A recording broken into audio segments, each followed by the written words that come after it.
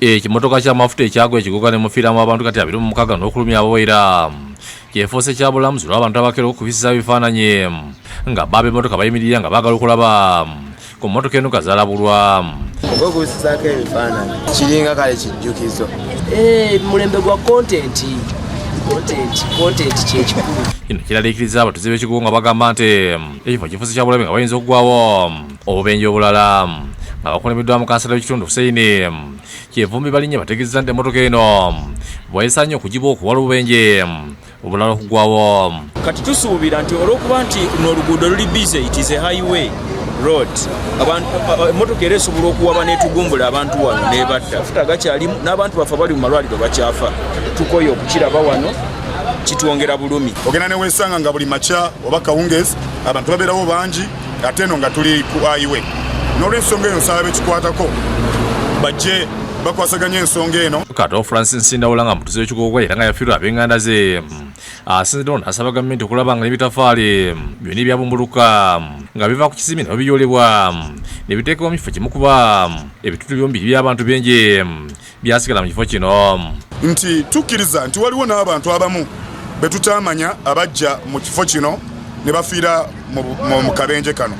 So bwe tukuŋŋaanya ebisigalira oba ebintu ebyefaanaanyiriza okuba ebisigalira by'abantu ne bibeera mu kifo kimu, bw'oba oliawo ng'ennono ya Buganda bweri n'emizimu giyinza obutaluluma kubanga tuba tugikuŋŋaanyiza.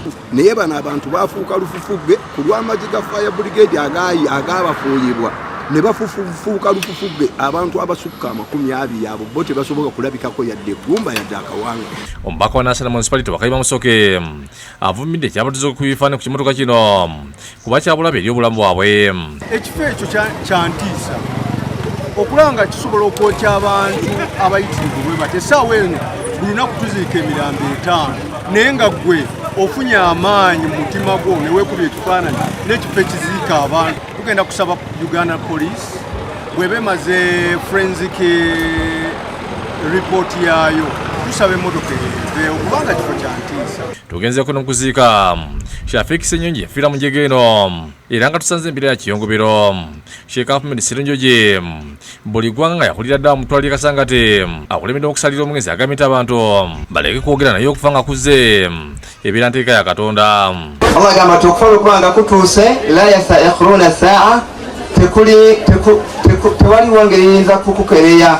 N'abakungubazi bagenze mu bungi ku kyalo Kayiringiti Lugazi mu Katosi Town Council mu kuziika Nakamya Teddy ow'emyaka 1 yafiira omuliro gugumu ogw'ekimmotoka n'abana babiri ono gwamusanga mu dduuka mwe yali akolera mu kuziika. Abakungubazi balajendi banna Uganda baleme okulunka n'ebyobwere naddala emmotoka ez'amafuta nga zigudde. Bafubenga nnyo jiwala so sate bituka misindi lwokuba nti baagala obuvubu bw'essente. Ebintu ng'ebyo tubyewale obutatuvugira abantu baffe.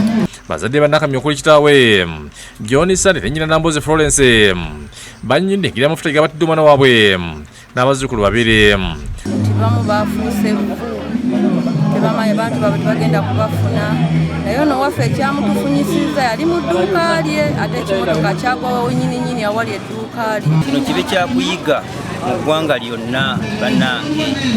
Kino kyetwalabye kikangabwa ky'amaanyi. Ono minisita Mbezi byamawulire Godfrey Kabyanga yeetisa mu ggwa bukadde 5 obwamuweereddwa pulezidenti okuyambako mu kuziika. Asaasidde eggwanga olw'ekyo ekyatuuseewo. Abalala abantu ndowooza yabakuba ng'eggwa n'abalala omuliro gwe gobatta. Tulizukira fenna tulizukira. Ng'akulembedde omusomesa omusomesa era Guha Thomas okuva Lugazi asabye abantu okulera ennyo emyoyo gyabwe. Gwambuka kubanga Mukama yagwindako obuyinza ky'ovola abafunikira agamba buli omu ali ku nsi kuno waliwo akadde akokulabikako mu masengere owoze. Robert Musanje ne David Musikali yankolera bakusakidde eggulu eno lwa Bukedde TV.